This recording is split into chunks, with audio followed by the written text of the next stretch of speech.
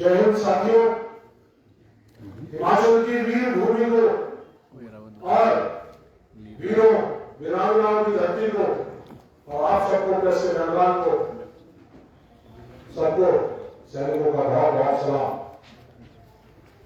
Press conference शुरू करने से पहले एक छोटा सा वीडियो हमारे राष्ट्रवादी, देश प्रेमी, देशभक्त मोदी जी किस कदर अपने देश की सेना के साथ, देश के सैनिकों के साथ, देश की सुरक्षा के साथ झूठ बोलते हैं, अपने नागरिकों के साथ झूठ बोलते हैं। एक छोटा सा वीडियो तो पिछले 10 साल की उनकी जर्नी को दिखाएगा, उसके बाद हम अलग अलग बातें करेंगे। ये वर्ल्ड रिकॉर्ड पेंशन का है 2014 में। वही खड़ा करते हैं।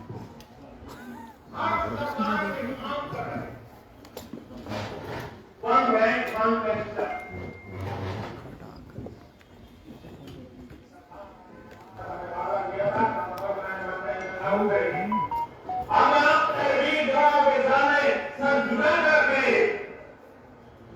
इस वादा में पूरा कर दिया। आज मैं संतोष की अनुभूति कर 5,500 करोड़ रुपया वितरित हो चुके हैं। तो मैंने युवा लगाया तो फिर तो वन रैंक वन पेंशन का पैसा मिलना है 12,000 करोड़ रुपए चाहिए। 12,000 करोड़ ये वोट के जमानों के साथ देखना है नहीं है। वोट के जमानों के साथ देखना है नहीं है। अगर उनको देना था तो 12,000 करोड़ रुपए का प्रबंध करना चाहिए। हमने किया और आगे बढ़ो। हमने वन पेंशन लागू कर दिया। 4 किस्त में कर्जा देना तय कर दिया। अब तक 6,500 करोड़ रुपए हम दे चुके हैं। आगे बढ़ो। आगे वाली किस्त में बजट लेने का फैसला कर दिया। इन कांग्रेस में चीजें इकट्ठी करते करते मुझे 1.5 साल लग गए। कभी पड़ेगा पूरा सैनिकों के नामों का ठिकाना नहीं मिला। संजय नहीं मिले सहारना देश के लिए मरने मिलने वाले फौजियों के लिए सरकार निर्माण शक्ति करा मैंने वादा किया। मैं वादा पूरा करना चाहता, लेकिन सरकार की तीनों में इतनी ताकत नहीं है कि एक साथ 12,000 करोड़ का निकाल दे।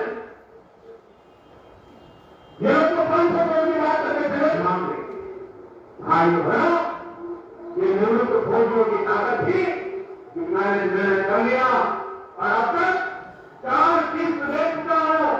10,700 करोड़ रुपया उनके खाते में जमा हो गए हैं और बाकी किस्त में पहुंचने वाला ऐसा ये संकल्प मैंने आपके सामने किया था। वन रैंक वन पेंशन को लेकर वन रैंक वन पेंशन न सिर्फ लागू हो चुका है बल्कि अब तक 35,000 करोड़ रुपए हमारी सरकार द्वारा वितरित किए जा चुके। राजस्थान के मेरे 20 भाइयों बहनों, मोदी ने अपने सैनिक परिवारों को वन रैंक वन पेंशन इसकी गारंटी दी थी। हमने अब तक 70,000 करोड़ रुपये वन रैंक वन पेंशन के तहत हमारे सेना के जवानों को मिल चुके हैं। यही एवं में मैंने पूर्व सैनिकों को वन रैंक वन पेंशन लागू करने की गारंटी दी थी। रेवाड़ी की बीच धरा से लिया गया वो संकल्प मैंने आपके आशीर्वाद से पूरा किया।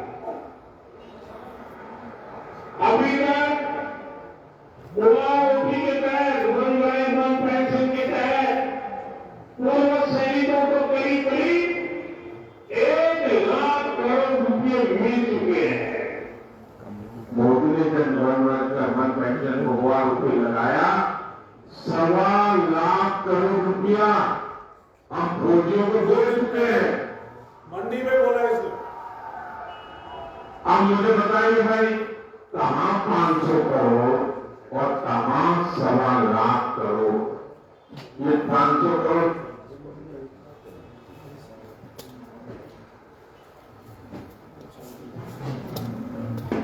साथियों, ये है हमारे मोदी जी का 1 रैंक 1 पेंशन पे झूठ का ग्राफ, जो 2014 में 5300 करोड़ से चला था और 1000% की ग्रोथ रेट से ये 6 महीने पहले राजस्थान के चुनाव में 70,000 करोड़ हो गया। 2 महीने पहले रेवाड़ी में कहा 1 लाख करोड़ रुपया पेंशन का दे दिया, और 2 दिन पहले, मात्र 2 महीने बाद 2 दिन पहले मंडी में 25 मई को उन्होंने कहा 1.25 लाख करोड़ रुपया दे दिया। तो इनकी झूठी वाणी आप देख सकते हैं किस तरह से अपने देश के लोगों को बरकरार रहे हैं, सैनिकों को, पूर्व सैनिकों को और देश की सुरक्षा को बरकरार रहे हैं। ऐसे झूठे प्रधानमंत्री को देश में सत्ता चलाने का कोई अधिकार नहीं। इनका राष्ट्रवाद पूरी तरह से झूठा है। सड़कों पर जाकर सियाचिन में, कारगिल में, द्रास में सैनिकों के साथ होली दिवाली मनाते हैं, और जैसे ही वापस आते हैं तो उनकी कभी डिसेबिलिटी पेंशन को बंद कर देते हैं। आज सबसे बड़ा देश के साथ जो खिलवाड़ किया गया है, देश की सुरक्षा के साथ जो खिलवाड़ किया गया है, अग्निपथ योजना जिसका एक भी लाभार्थी नहीं है, जिसका एक भी बेनिफिशियरी नहीं है, ये आनंद भारत में 2022 14 जून 2022 को इन्होंने लागू किया। देश की सुरक्षा के हित में नहीं है, देश के सैनिकों के हित में नहीं है, देश की सेना के हित में नहीं है, युवाओं के हित में नहीं है। मात्र 4 साल का सैनिक, अनट्रेन्ड सोल्जर, क्या वो देश की रक्षा कर पाएगा, सरहद की रक्षा कर पाएगा? नहीं कर पाएगा। इन्होंने 3 बार देश की सुरक्षा को कमजोर करने का काम किया। यह है मोदी साहब का झूठा राष्ट्रवाद, झूठा देश प्रेम, झूठा सेना का प्रेम और झूठा सैनिकों के साथ प्रेम। यह आज मैं आपकी वीर भूमि में उजागर करना चाहता हूं। मोदी जी पूरी तरह से इस स्कीम के ऊपर गिर चुके हैं। उनके पास कोई जवाब नहीं है। जहां कहीं जा रहे हैं वहां पर युवा, पूर्व सैनिक, सभी राजनीतिक दल सब पूछ रहे हैं कि एक लाभार्थी को दिखा दीजिए, एक बेनिफिशियरी को दिखा दीजिए, लेकिन कोई बेनिफिशियरी नहीं। सारे देश को मालूम है जिस तरह से ये सुरक्षा को कमजोर कर रहे। अब क्योंकि मोदी जी पूरी तरह से गिर चुके हैं, तो उन्होंने कल अपने 2 अनमोल रतन, एक अमित शाह जी और एक राजनाथ सिंह जी, उन दोनों को उतारा और दोनों ने इंटरव्यू दिया और कहा कि अग्निपथ स्कीम के ऊपर कांग्रेस पार्टी देश को भ्रमित कर रही है। भ्रमित तो आप कर रहे हैं मोदी जी, एक शाह। आप कहते हैं कि हम लोगों ने 4 साल के सैनिक दिए हैं ताकि देश में युवा सैनिक हो जाए।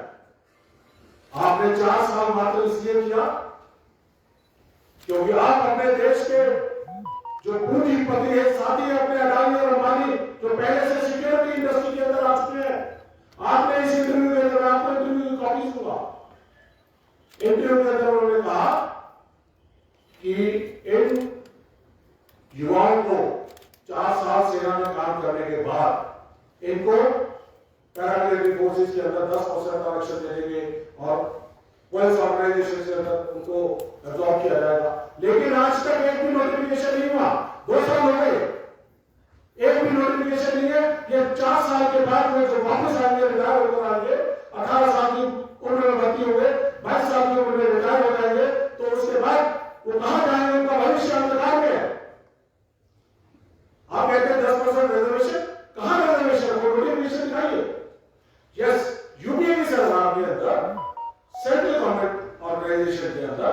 5% की रिजर्वेशन पूर्व सैनिकों के लिए की गई और उसके लिए भी आधिकारिक तौर पर जो रिकॉर्ड है 8,10,000 वैकेंसीज पूर्व सैनिकों के लिए सभी पब्लिक सेक्टर अंडरटेकिंग्स और सेंट्रल गवर्नमेंट ऑर्गेनाइजेशन के अंदर रिजर्व की गई, लेकिन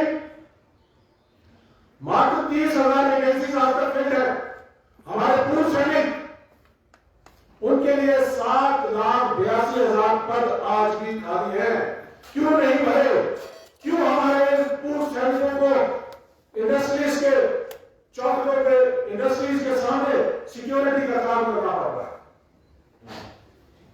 यही काम ये अपने अग्निवीर से रिटायर हुए जवानों के साथ करें। शाह साहब ने भी और राजनाथ जी ने भी दोनों ने अपने इंटरव्यू में कहा है कि इन लोगों को बहुत सारे इंडस्ट्रियल हाउसेस इन लोगों को एब्जॉर्ब करने के लिए तैयार हैं। तो इसका मतलब, और उन्होंने साथ साथ ये भी कहा कि सरकार के खर्चे में ट्रेन हो जाएंगे और 4 साल के बाद प्राइवेट इंडस्ट्रीज के अंदर, सिक्योरिटी इंडस्ट्रीज के अंदर इनको ले लिया जाएगा। तो इसका मतलब आपका ये डिजाइन है, पहले देश की सुरक्षा को कमजोर करना, सैनिकों को कमजोर करना, सेना को कमजोर करना, क्योंकि सेना ने 2022 में जो तत्कालीन आर्मी चीफ थे जनरल अहमद नरवाने, उन्होंने कहा ये योजना तीनों सेनाओं के लिए एक शौक के तौर पर आई। जब ये शौक के तौर पर आई तो इसका मतलब ये सेना की मांगी हुई योजना नहीं थी, ये आनंद फानंद में पीएमओ ने बनाई थी ये योजना और देश की सेना के ऊपर थोप दी गई, युवाओं के ऊपर थोप दी गई, देश के ऊपर थोप दी गई। क्यों थोप दी गई? क्योंकि ये 4 साल के सैनिकों को ये अपने पूंजीपति साथी अडानी अंबानी जो पहले से प्राइवेट इंडस्ट्रीज के अंदर, सिक्योरिटी इंडस्ट्रीज में आ रहे थे, उनके लिए तैयार कर रहे थे और उनको तैयार करके ये अब्जॉर्ब करते और ये अब्जॉर्ब करने के बाद इन अग्निवीरों को यूक्रेन में, मिडिल ईस्ट में और कहीं न जाने कहां इन लोगों को झोंकते थे। आपके बच्चों के भविष्य को अंधकारमय किया है इस मोदी सरकार ने। जो बच्चे तैयारी कर रहे थे अग्निपथ स्कीम आने से पहले, उनमें से कुछ बच्चे ये हैं, 1.5 लाख बच्चे ऐसे थे जो 2019 से लेकर और 22 के दौरान 60 लाख लोगों में से 1.5 लाख बच्चे सिलेक्ट हो रहे थे, ज्वाइनिंग की इंतजार कर रहे थे और ये गुहार करा रहे थे कि हमारी ज्वाइनिंग कराई जाए। कोरोना के नाम पे एडमिनिस्ट्रेटिव रीजन की वजह से इसका कहा गया कि डिले हो रहा है, लेकिन अचानक मंशा उचाव की, अचानक अग्निपथ आता है और इनको रातों रात एक तुगलकी फरमान द्वारा, मोदी जी ने चौबे के सिक्के जो चलाए उसके फरमान द्वारा इनको बेरोजगार कर दिया। 1.5 लाख बच्चे 60 लाख में से चुने। और आपको जानकर खुशी होगी कि इन बच्चों के साथ कांग्रेस पार्टी ने अपना दिल जोड़ा। हम लोगों ने एक साथ से इनके साथ लड़ाई लड़ रहे हैं। राहुल गांधी जी जननायक हमारे, उनके साथ बैठकर मुलाकात हुई। उस मुलाकात के अंदर उन्होंने हमें कहा कि इनको देखिए क्या क्या चीज हो सकती है, सब चीज को स्टडी करिए और ये फैसला किया कि हम इनकी लड़ाई सड़क से संसद तक लड़ेंगे। जय जवान कैंपेन हमने जनवरी में चलाई, जनवरी से लेकर आज तक चला रहे हैं। इस जय जवान कैंपेन का मुख्य मकसद कि 1.5 लाख युवाओं को बची रुकी हुई जो भर्ती प्रक्रिया थी उसको पूरा किया जाए और अग्निपथ योजना को हमने फैसला किया कि इसको खत्म करेंगे, क्योंकि देश की सेना के लिए, सुरक्षा के लिए, सैनिकों के लिए सही नहीं। और जितने अग्निवीर हैं जो पहले से भर्ती हो चुके हैं उन सभी को हम रेगुलर करने का काम करेंगे। ये कांग्रेस पार्टी ने फैसला किया जय जवान कैंपेन चलाने के बाद। राहुल जी ने, खड़गे जी ने, leader of opposition Adhir Ranjan जी ने, सबने तमाम सांसदों ने इसको सड़क से संसद तक उठाने का वायदा किया था, तो संसद में उठाया। लीगल बैटल चल रही है, हमने दिल्ली हाई कोर्ट के अंदर केस लगाया, आज उसकी डेट है। इन 1.5 लाख बच्चों को ज्वाइनिंग दी जाए। तो साथियों, ये तरतीबवार जिस तरह से इन्होंने अग्निपथ योजना को लेके आए, सुरक्षा को कमजोर किया, 1.5 लाख बच्चों को बेरोजगार किया, देश में युवाओं के सपने को तोड़ने का काम किया। आपके इस हिमाचल प्रदेश के अंदर जो इतना कंसंट्रेशन है एक्स सर्विसमैन का, जो सेना में जाना चाहते हैं, जो तैयारियां कर रहे थे, आपको जानकर हैरानी होगी, हमने आरटीआई लगाई कि ये जो बच्चे तैयारी कर रहे थे स्टेडियम के अंदर सुबह से लेकर शाम तक तैयारी करते थे, 2022-23 के अंदर जब ये योजना आई तो 2022-23 के अंदर 34 लाख बच्चों ने 40,000 वैकेंसी के लिए अप्लाई किया। लेकिन 2023 और 24 के अंदर यहाँ पे घटकर सिर्फ 11 लाख रहे, तो 24 लाख बच्चे कम हो गए। अब उससे पहले 7 लाख थे, 7 लाख से 34 लाख हुए, 34 लाख से 11 लाख। तो साथियों, ये तरतीब इस स्कीम द्वारा सब कुछ कमजोर किया। और अब मोदी जी, आप देश में जाति और धर्म के नाम पर लोगों को बांटते थे, लेकिन हमें नहीं मालूम था कि अग्निवीर के नाम पर आपने देश की सेना को भी बांटने का काम किया। जो देश में अग्निवीर सैनिक भर्ती हो रहे हैं, उनको मात्र 21,000 रुपया दिया जाता है और रेगुलर सैनिक को 45,000, आधे से भी कम। दिल्ली का मिनिमम वेज जो है वो 22,000 रुपया है और उसको मिनिमम वेज से भी कम दिया जाता है। क्या हम ऐसे अपने देश की सुरक्षा कर पाएंगे? आर्मी ने यह सोचकर महसूस करके एम्प्लॉयमेंट रिस्ट्रिक्शन डाल दी कि अग्निवीरों को इंडिपेंडेंटली नहीं डिप्लॉय किया जा सकता, सेंसिटिव जगहों पर डिप्लॉय नहीं किया जा सकता और उनको हार्श कंडीशन के अंदर डिप्लॉय नहीं किया जा सकता। तो ये इसका मतलब अग्निवीर एक के ऊपर एक, अग्निवीर को के ऊपर एक रेगुलर सोल्जर लगाया जाएगा। कैसी सेना की परिकल्पना की आपने मोदी जी, कि सैनिक के ऊपर एक सैनिक चौकीदारी करेगा, तो ये काम किया। और उसके बाद जब ये सर्विस के बाद अगर हमारे एक यूनिट में रहते हुए तो जवान शहीद हो जाते हैं, तो शहीद होने पर भी आपने उनकी शहादत में भेदभाव कर दिया। एक शहीद अग्निवीर और एक शहीद रेगुलर सैनिक, इन दोनों की शहादत में भेदभाव कर दिया। अग्निवीर को रेगुलर सैनिक के माफिक, रेगुलर सैनिक को शहादत पे 15 साल तक लगातार पूरी सैलरी उसके परिवार को मिलेगी।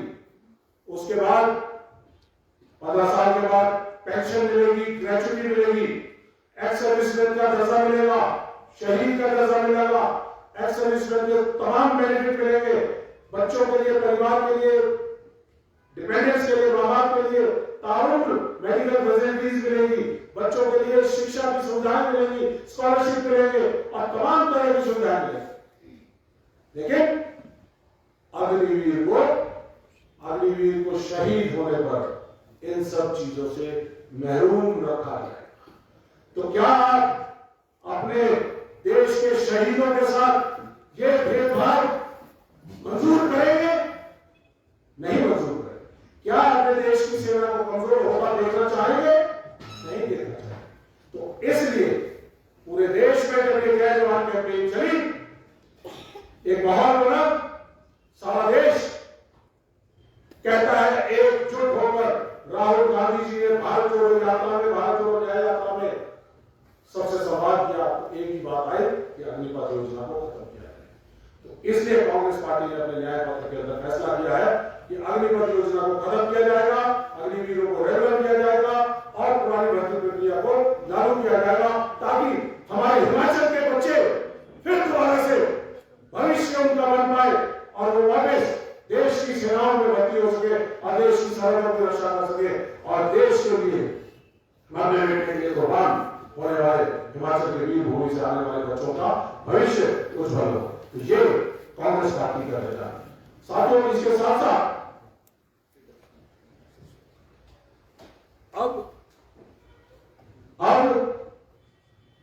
अग्निवीर के ऊपर पूरी तरह से घेर सब जगह इनके खिलाफत हो रही है, तो हम ये कहते हैं कि इसकी रिव्यू करें।